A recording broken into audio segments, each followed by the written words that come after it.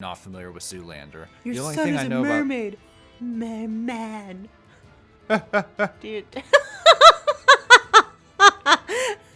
What? That laugh was just adorable.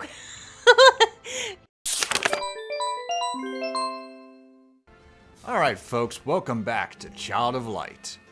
In the last part, we went into the lowest of the low. We're fighting some monsters here, leveling up, as we make our way to Nora.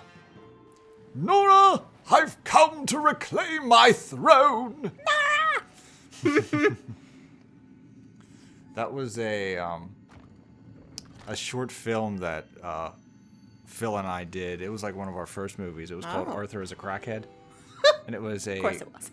like a Monty Python, Mel Brooks, kind of like goofy tale of King Arthur, similar to the Holy Grail. Okay. But it has a scene where he's on the toilet and he's just like, I say. And then I'd be like, I've come to reclaim my throne. Well.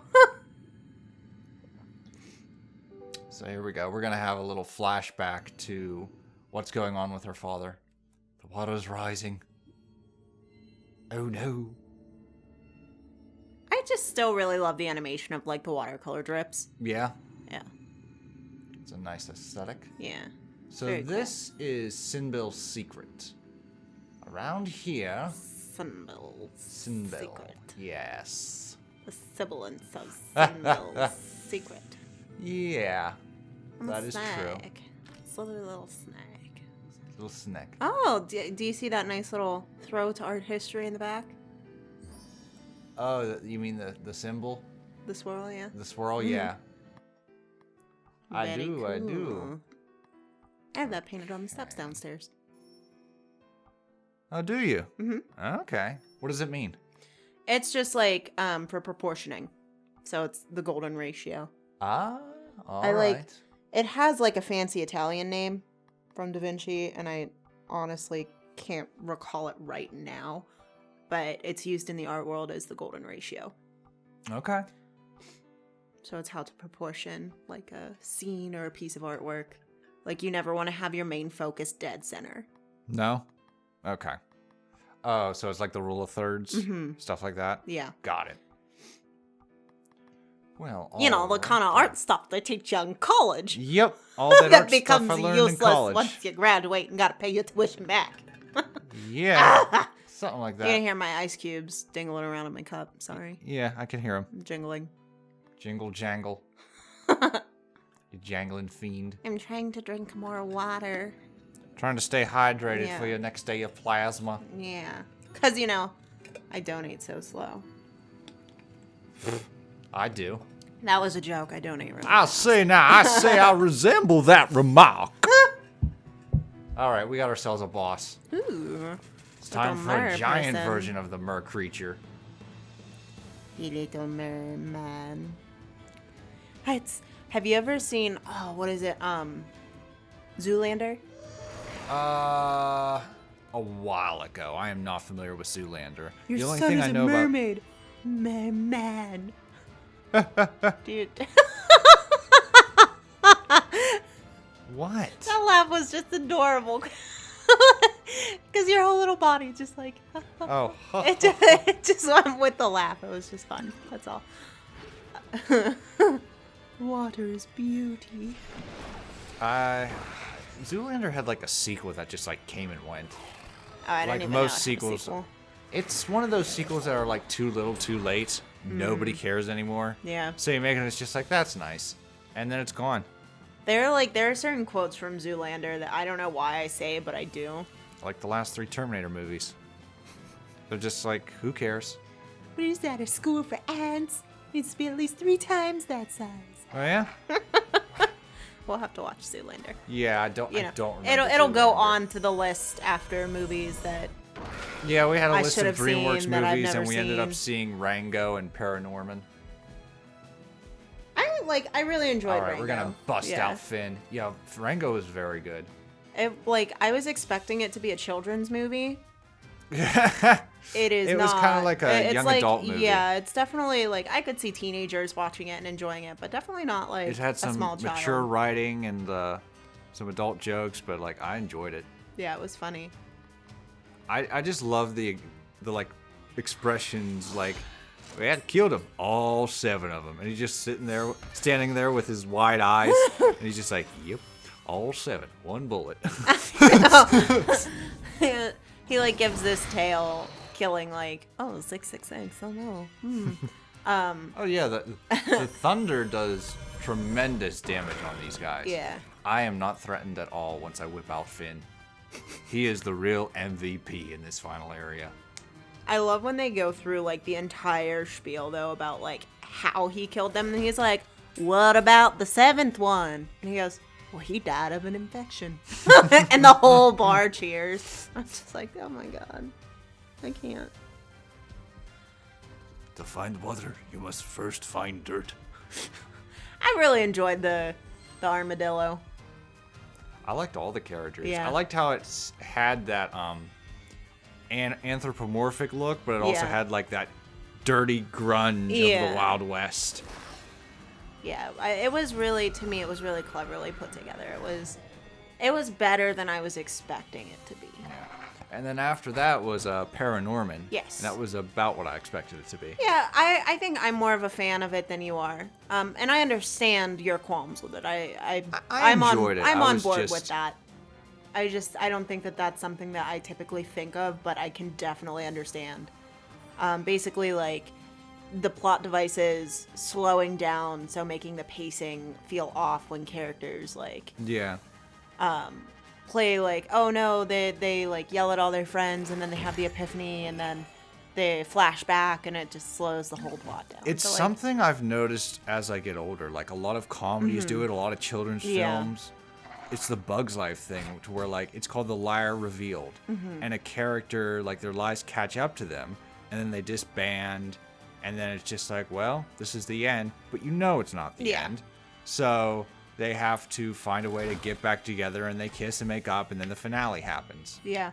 It's a pause and then resume effect. So I can definitely understand how it throws off pacing, and it could really like knock a film down in the rankings of enjoyment.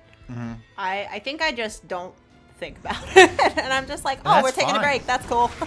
Yeah, that's fine. I think I just find it too consistent. I just see it all the time. Oh, well.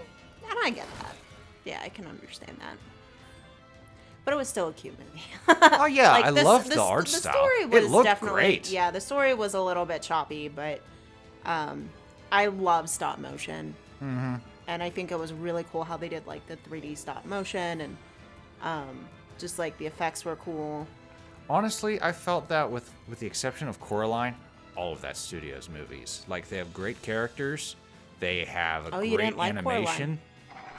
I said with the exception of Coraline. So I'm talking about like Kubo and the Two Strings, Paranorman. Yeah. Like, their movies just have weird pacing, and the plot is light as shit. Gotcha.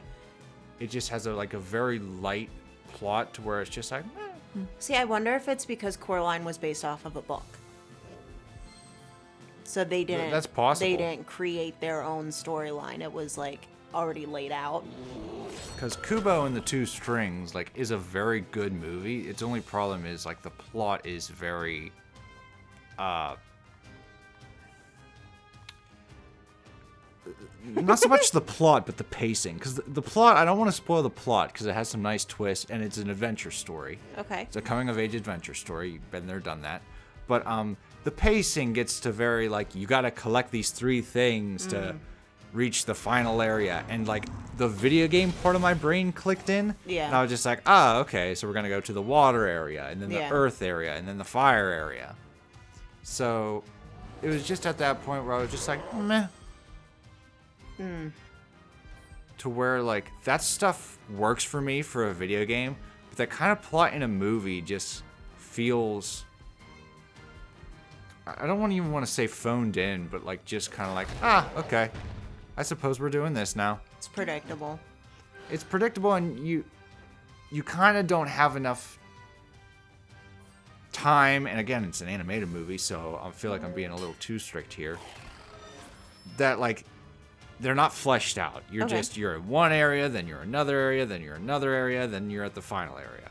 So whereas you could have a 10-hour game to really like go Yeah, into you that could area flesh it out, versus like, like an hour for it a feels movie like an where you have to get all environment. of it. Whereas it's just like, oh, we're on this island. Here's the monster. Fight the monster. Next area. Like, it's the same issue I had with James and the Giant Peach. It's just all over the place. You're going from like one area to a next, and it feels like Mad Libs. You're just reading, they're in the ocean, and they come across a giant shark. It's a machine. It's like, all right. I'll just leave my brain at the door, and then they go to the Arctic Ocean, and they dive underwater with skeletal pirates. It's like there's no logic. It's just like shoot the shit and whatever happens, that was happens. the idea. At least for James and the Giant Peach, that was the idea. Was that there is no logic. Anything is possible. Like outrageous. A giant things. rhinoceros gobbled up his mother and father, and I'm just like, I'm sorry, what? Yeah. Yeah, that was a weird one. I did like it as a child, but I watched it as an adult, and I was just like, whew. Well.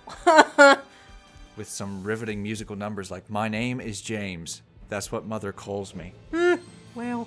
It's like, well. My name is James. And the Annie goes to? James. James. I feel like I want to name my next pet James. Like, it's a problem with me that I'm trying to, like, become more welcoming to, because it's one of the reasons why I never got into, Adventure Time before I actually watched you watch it. Like, I hear it in the background, I'm like, seems nice.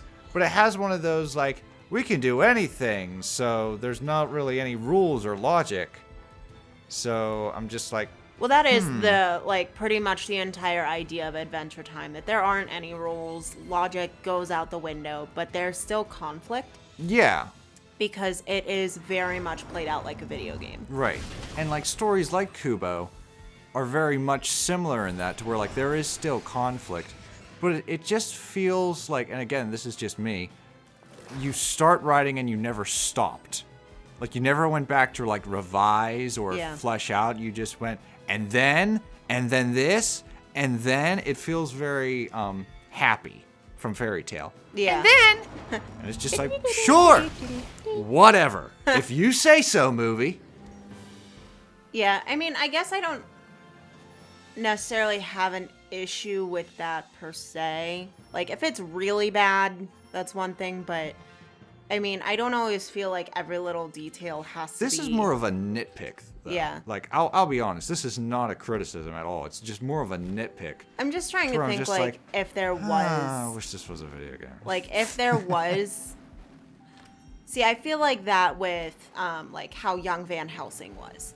Where it's like nothing was fleshed out. And every time, like, something happened, it was just like, new plot point, new story, new reference, new thing. And it's like, they didn't really do anything in the end. Whereas, like, if there's a lot of different things going on, but they all connect either in the end or they eventually line up to, like, one solid idea. Okay. That's when I'm like, oh, okay, that's fine. Like, yeah, it wasn't all fleshed out. Right. But it's still, like, connected in the end. Yeah. I think you'd like Kubo. So, whereas, like, that's kind of what Adventure Time does. Like, It's I very liked brief. Kubo. You know, there's gaps of time missing, but, like, in the end, everything makes sense. But, like, the plot twist, by the way, like, I don't know if this is a unanimous decision, but I saw it coming a mile away. I was just like, oh, it's duh. And I was just Well, like, it's like, well, what is the age group for the movie? Like, probably young adult. Okay. Because I was going to say, like, that's one thing that I personally have to get better at is, like, when I watch a children's movie and I'm like, oh my God, that was so obvious. Like, you really couldn't do better than that. And I'm like, oh, well, it's intended for ages between 5 and 10. Yeah. And I'm like, oh, well, I mean, they haven't seen as much as I've seen. Right. They haven't read, you know, they're young. So they haven't learned those twists yet. Yeah. So it makes sense whenever I think of it in terms of, like, this is introducing them to that style of storytelling. You know, the storytellers.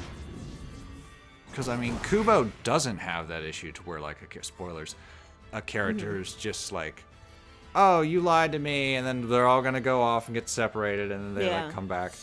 It doesn't have that. It plays some things differently, but it never like breaks the pace. Okay. Yeah, I mean, I think that type of story can work emotionally, but it does break the pacing. Yeah. So, like, my complaint is, to boil it down and really explain, because I feel like I'm going in circles and not making sense, the point of what I'm trying to ramble on about is that I felt that Paranorman was going at a decent, if not, like, very, like, bare bones pace until, like, that last third. Then it wanted to elongate some things, and I'm just like, just get to the end. Yeah, just get on with it. Kubo has a very brisk pace to where it's a satisfying end, but like a lot of the metal just like, we're here, we're there, we're there, we're here. Yeah. You took a basic outline of how to put something together and you just hit every point. Yeah, so it's just like, oh, that was a neat idea, and we're done. We're on to the next idea. Oh, that was a cool visual, and we're off to the next area. I think that's probably one of the biggest challenges is figuring out pacing and how long. Oh, it definitely is. How long to linger on something, because that could be. A lot of people may think like, oh, linger on this, that'll be good, and then the other half is just like, oh my god, get on with it. Because it has to do with the audience's own personal patience. So that's very interesting, like how difficult that can be to like, what do you focus on? What are the points that you linger, Exactly. How far do you linger into the story? Like movies like the original Aladdin from like 1992, I feel is like perfectly paced. The Empire Strikes Back, I feel is perfectly paced. And then there's movies like Rise of Skywalker that's just like so much shit is happening. I'm just like, can I breathe for a second? And not in a good way. Just like, let's just throw everything into a blender and see if it sticks. Yeah. Like, nothing's clever. I'm not confused. I'm just like, slow down. Yeah. Let a moment happen. Okay, so this is the final resting point before we confront our sister. It's just one final door puzzle. One final puzzle. Until we face Nora, or should I say, Nox. I really love the artwork. I haven't seen it for so long that looking at it again now, like with the statues and the doors, and just like the color scheme. Oh yeah, UV art really knocked it out of the park. I really like it. I think you'd like the two Rayman games. Not the one we're playing now, even though that one's pretty in its own right. But Rayman Origins and Rayman Legends have this art style, but it's more of a platformer.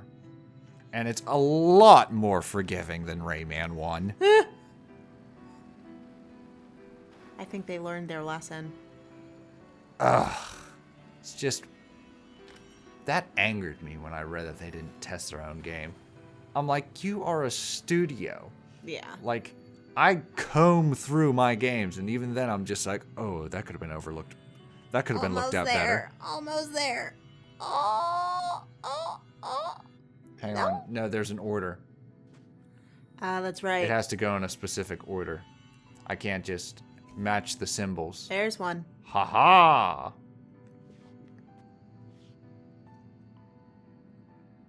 Okay. So you figure it out by looking at matching the moon symbols. Yeah. Because like they're going to be on the door and you want to like build it up towards a full moon. Oh, dang it, Oniculus. He's like, I'm sorry. I ran out on me. I ran out of life. Hit the juice! My gosh, that was me yesterday where I was just like, and I'm done being conscious for now. Way too long of a nap. It's okay. Okay, there.